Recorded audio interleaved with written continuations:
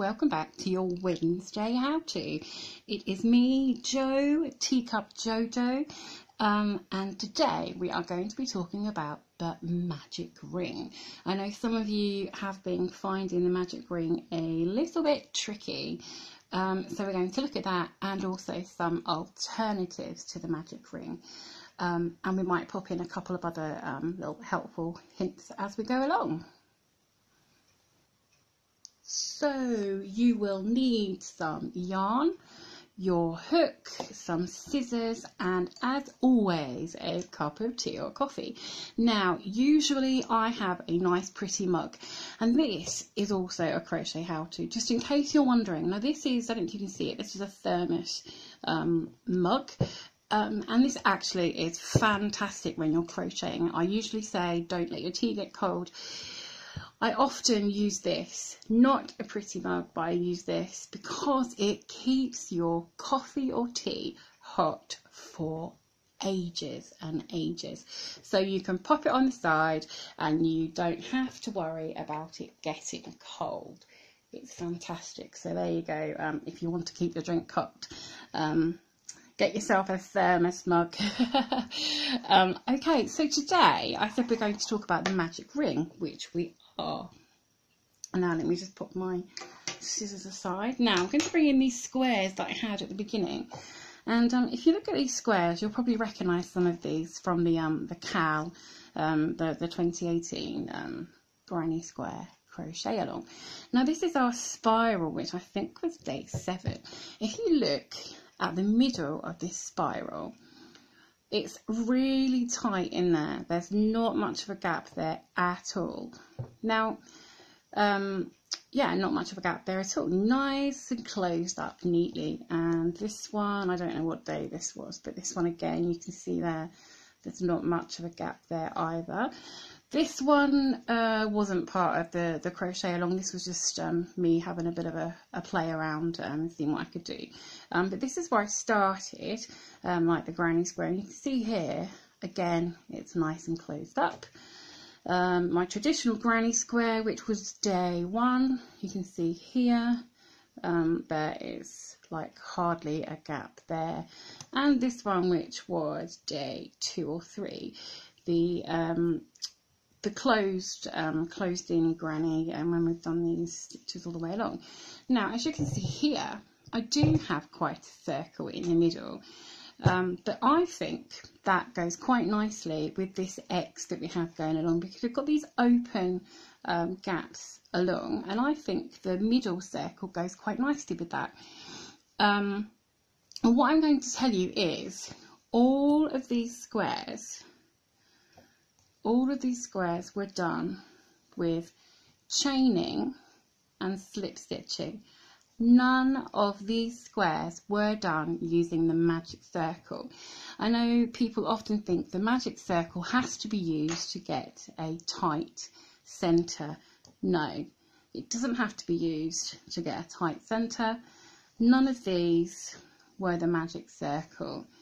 I mean, obviously that's not tight anyway, but none of these were the magic circle. Now, I'm not saying I don't like the magic circle. It has its uses. Certainly, if you do toy making, if you do some of the I can never say the word. If you do the amigurumi, the small toys, or like, you know, Christmas baubles or anything. You might need that because you need it quite tight at the centre, like in the top of the head. You wouldn't want this kind of open hole at the top of like a little teddy's head or something. So there are uses for having a tight circle. So I'm going to show you the magic circle, but I'm also going to show you some other alternatives of how to do it and get it nice and tight in the centre. So grab your yarn, grab your hook, have a slurp of tea, and let's continue. So we have our yarn, and we have our hook, and we have our fingers. All 3 things we need for the magic circle. So you're going to take your tail, I've got your tail here, and then what you're going to do, now we're going to say this is for an average size circle, so for like a granny square. If you were doing a bigger item, you would need to use more fingers. You could use 2 fingers, 3 fingers, or 4 fingers, but I'm just going to use 2 fingers today because we're just going to make a kind of average size circle. So what you want to do is take your tail and just drape it over your hand. Okay, just drape your tail over your hand and pop your thumb on top to secure that tail. Okay, and then at kind of an angle, you're going to take this working yarn and place it over your finger. And then we're using 2 fingers today, so underneath and over, and make an X. You can see there's kind of an X shape there. Keep hold of this tail here. So you're wrapping it over and making an X on here. And then you're bringing it over the back of your fingers and then catch it between your other fingers. So you can either catch it there or you can pop it between these fingers here. It doesn't matter which you do. So either there or there. Okay, and this X on your fingers there. Okay, so that's what you've got going on. I'll show you that again. It might be easier to just watch the video right now and then watch what I do and then do it with me the second time. And don't forget, depending on what device you're using, either up in the top or just below, excuse me, there is a function there where you can slow the video right down, and obviously you can pause and rewind. So we're going to lay it over our hand, the tail, pop your thumb on top, wrap it over your fingers, bring it across in an X, over the back of your finger, so you've now got 2 strands, and then pop it between your other 2 fingers. Okay, so this working yarn is secured between these 2 fingers here, and then you've got your 2 strands here. Okay, and then what you're going to do is take your hook, and the actual hooky part you want facing upwards, and you're going to go under this top, under this first strand, and then for the back strand, we're going to call this the front strand, and this is the back. So under the front, and then over the back, and then turn your hook so this hook goes upside down. So you're catching this yarn now, the back yarn. Catch that yarn, pull it through and under the front yarn, and then twist. So if you can see here, there's a kind of tiny loop formed there. On your hook, there's a tiny loop formed. Okay, so you've twisted that. And then you might want to hold on to this loop, and then you're going to go under this yarn here, so under this yarn here. So find where you've got this natural sort of dip between your fingers. Pop your hook under and through, catch that yarn, and then what you're going to do is pull that yarn through. You might need to grip the yarn with your fingers.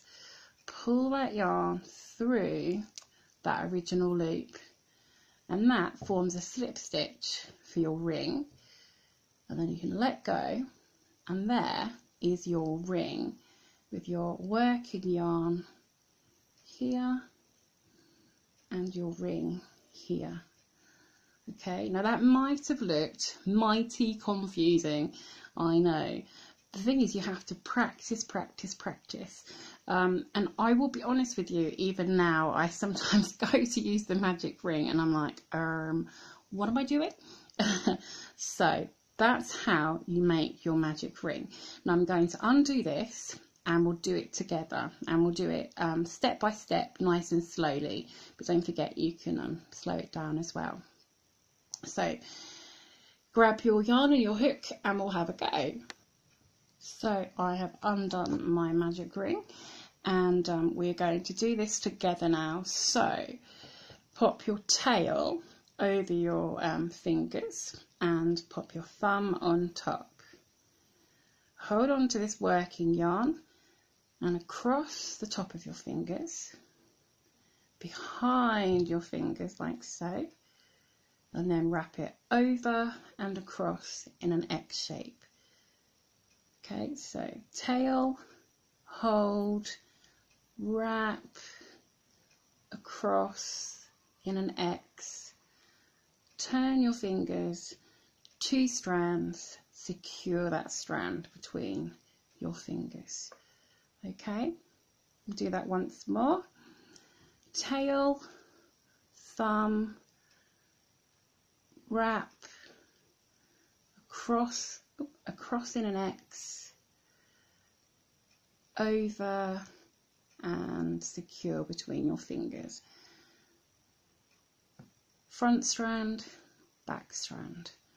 Okay, hook under the front, over the back, twist your hook and pull that strand under the front, twist your hook to make a loop. You can see that loop there. And then this strand here, you're going to pop your hook kind of sideways. You can see it's sideways. And then you're going to sweep it under there and twist, hook it through and through this loop here. You might need to give it a slight tug and through there. And then you can see just about here, this is your slip knot, okay? And then you can let that yarn down there, turn your ring, and there is your magic ring. Your working yarn and your magic ring. Okay, we're going to do that once more. I'll show you once more, and then I suggest you rewind the video and do it as many times as you need to. It doesn't matter if you rewind it and do it, you know, 12 times. Just keep doing it until it becomes second nature.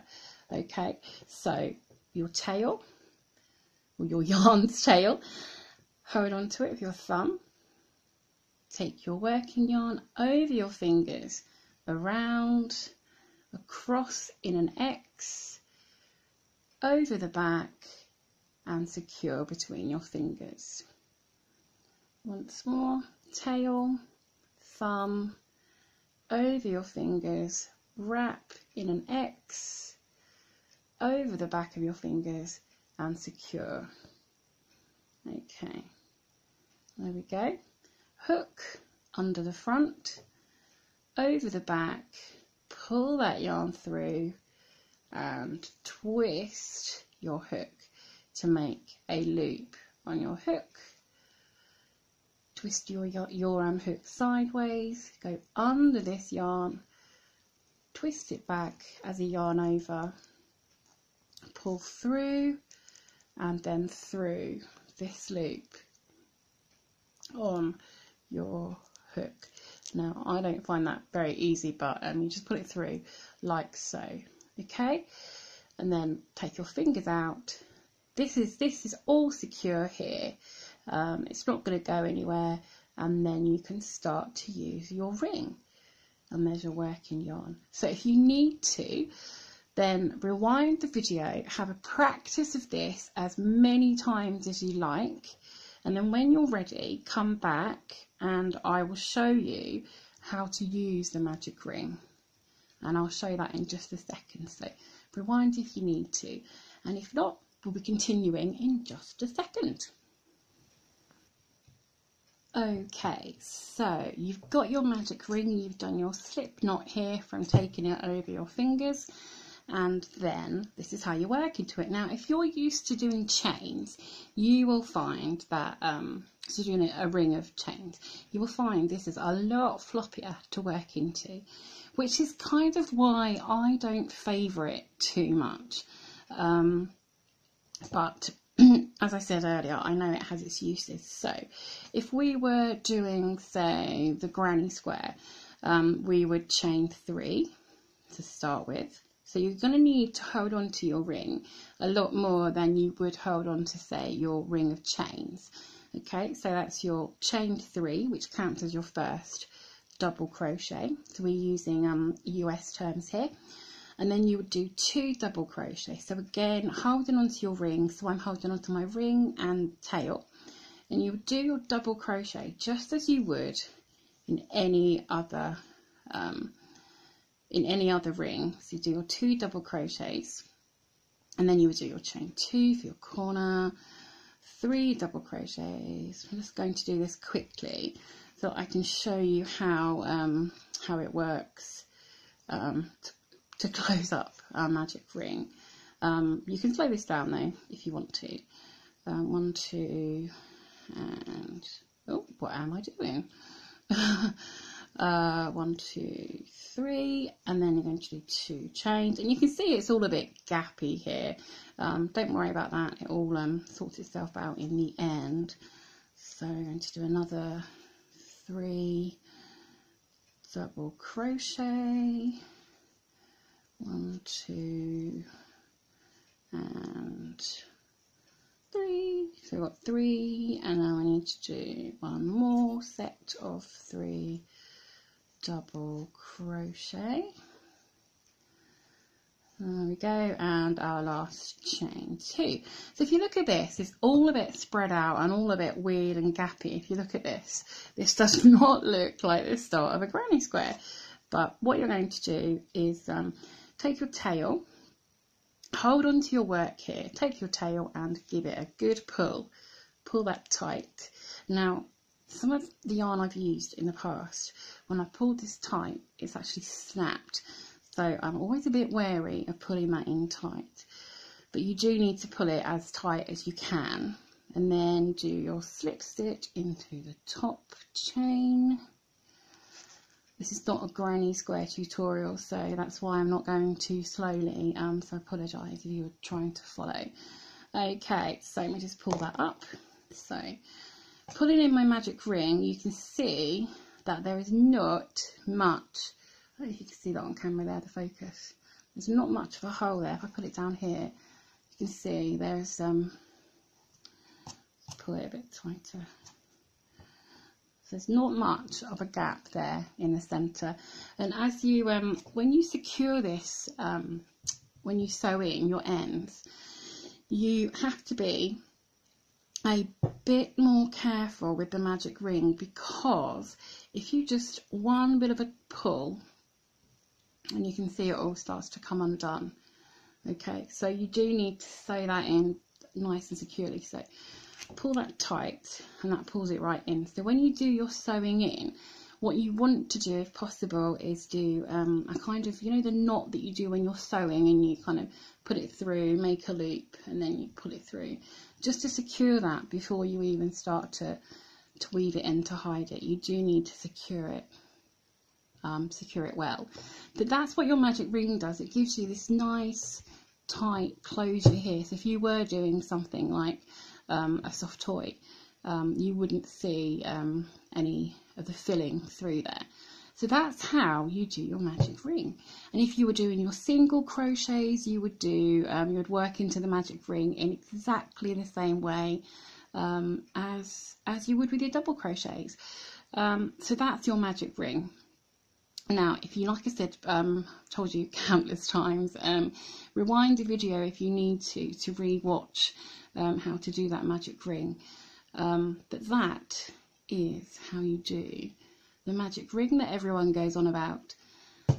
Now, I've told you I don't really favour the magic ring very much. I find it a little bit floppy to work into, and again, like I said, you have to secure it quite well, and I don't know why I'm a big fan of it. I know it has its place, but it's just not my kind of thing. But what we're going to do is I'm going to just fasten this off. So grab my scissors, I'm going to fasten this off, because I'm going to show you a couple of other ways, and then we'll compare them afterwards to see which we think looks best. So that was our magic ring. Okay, that's our magic ring. There we go, magic ring. And the start of a granny square. Done. So the next way I'm going to show you is using some chains of how to do your centre ring. the first thing you need to do is your slip knot. Now you need to do your slip knot the way that I do it, so that, because you need your tail to be the part that tightens your slip knot rather than your working yarn. Okay, so this is the way I do it. I take my tail and I wrap it over my fingers, and then I pop it behind, and then I just pull that loop through. Okay, and then pop that on your hook, and then if you can see these two here, the tail tightens and the working yarn loosens it, so tail tightens. So you must, for this one, you need your tail to be the one that tightens this knot, or it doesn't work. Okay, so do your slip knot like that, and then for the granny square, because we do a chain of 3 to count as our first double crochet, we need to do 4 chains. Okay, so I'm going to do, I'll explain why 4. So 1 chain, which we will be using, and then 3 chains, which will count as our first double crochet. Okay, and now what we're going to do is we're going to work, we're not going to make a ring like sometimes we go into here and we do a slip stitch and we make a ring of these chains. This time we're going to pop our hook straight in this first chain, and then, well, no, we're not going to, because we're going to do a double crochet. So yarn over, insert into that chain right by your slip knot, do your double crochet into that chain, and then if you look, you've got here your first chain of 3 and then your first double crochet, so that counts as 2 double crochet. And then into this same chain, you're going to do your 3rd double crochet. And there is what we would have as our first, if I bring this other one in, this would be your first set of 3 double crochet, so your chain and your 2 double crochet. Okay, and then as usual, do your chain of 2, and then we're still working into this chain. So basically this chain is now our ring. This chain has taken the place of the magic ring or the chain 4 ring. So do your double crochets into here, just as you would if you were working into any other type of ring. So let's do these into here and then chain 2. So if I just do this first round of a granny square, and you'll see how it works. So let's 1, 2, 1, 2, and 3. How many have we got there? We've got our 4 clusters. Let's sort this knot out. Okay, so we've got our 4 clusters, and then your last chain 2, and then do your slip stitch in your top chain as you always would. And then I'm just going to fasten this off actually. Just pull that through, scissors, chop that off, pull it through, oops. And then if you see this middle ring, if I pop it down, you can see that centre, but then if I take the tail, hold on to the top here, pull it, you can see that's closed that right up. If you can see that on the camera there, pop it down here, you can see it's closed that right up. So if I bring this other one in, this was our magic circle, or magic ring. Magic circle sounds like I'm going to do some tricks, doesn't it? I don't know any magic. So this is our magic circle one, and this was our bottom chain. And I really like this way. You can pull that as long as you've got your tail, as long as your tail is the part of your slip knot that tightens it, then you can pull it right in and bring that circle in. Again, you need to fasten it off well on the back. You need to really secure that on the back so it doesn't pull over. So that was our double crochet, but now what if we're working into the ring and it asks for single crochets? How do we do that chain then? What we do is we chain 1 and that's where we work into. And then you do another chain. So we did 3 chains last time, which counted as our double crochet. But usually when you're working into a ring, for a single crochet, normally this first chain doesn't count. So we're not going to count that, that's just to help us get started. So you've been asked to do, say, 8 single crochets. So you're going to go into your first chain and you're going to do your 8 single crochets. That's 2, 3, I'll get back to you when I've done 8. Okay, so I've done 8 single crochet, and you can see from this strand here that it does kind of end up a bit like the magic circle, really. But then just pull that, hold on to your work and just pull on that tail to close that up. And now you would need to do your slip stitch. So because you've got your chain, it might be easier to count back. So we did this on a previous how-to video, but I'll just show you here. Count back, so 1, 2, 3, 4, 5, 6, 7, 8. So it's this one here, that is just your initial chain, ignore that, and you're going to go into the stitch next to it. Okay, so you're going to go under there, and it might be a bit of a wiggle to get that through. It doesn't always like to go under straight away, just give it a bit of a wiggle and encourage it nicely. Pull through and do your slip stitch, and there is your first 8 single crochet into that chain, and then just pull that chain down to close it a bit. There we go. And then when you come to sew your tail in, that will pull that even tighter. Okay, there you can see you've not got, if I pop this down here, you can see there's not much of a gap in that middle there. So that's how you can do it for a single crochet. And then you are probably wondering, okay, so what about the half double crochet? So I'm just going to go through the different stitches with you of how you can start that. Don't forget your tail needs to be your tail needs to be the part of your slip knot that tightens. Okay, so your tail is the one that tightens it.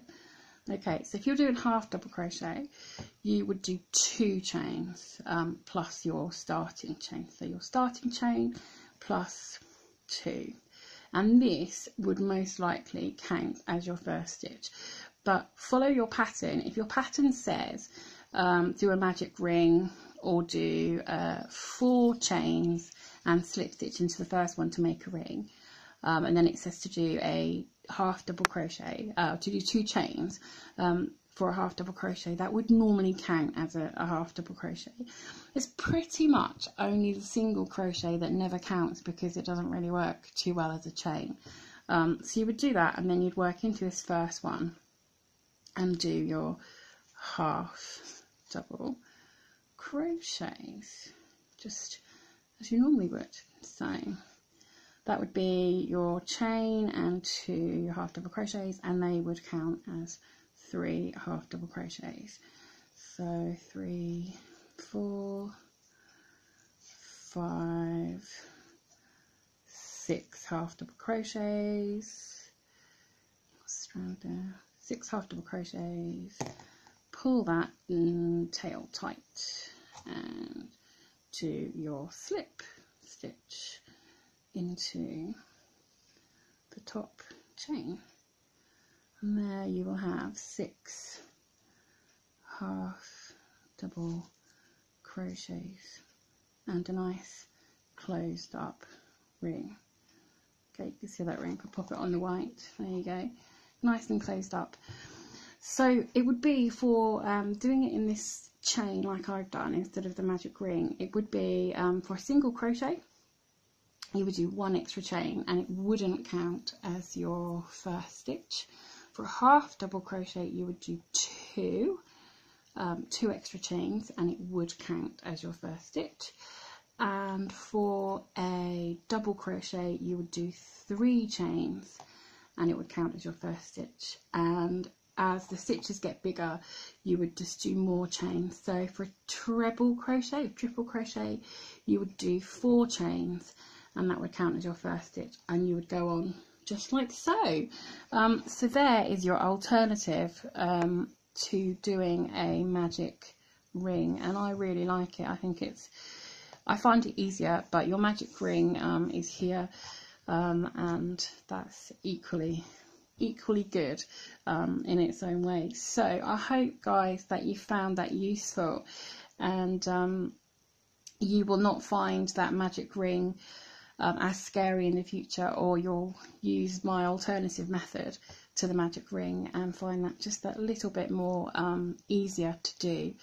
But as always, don't forget, there is your fallback method of slip knot, just in case you've not heard of this method, which if you are part of our Facebook group, you're bound to have heard it.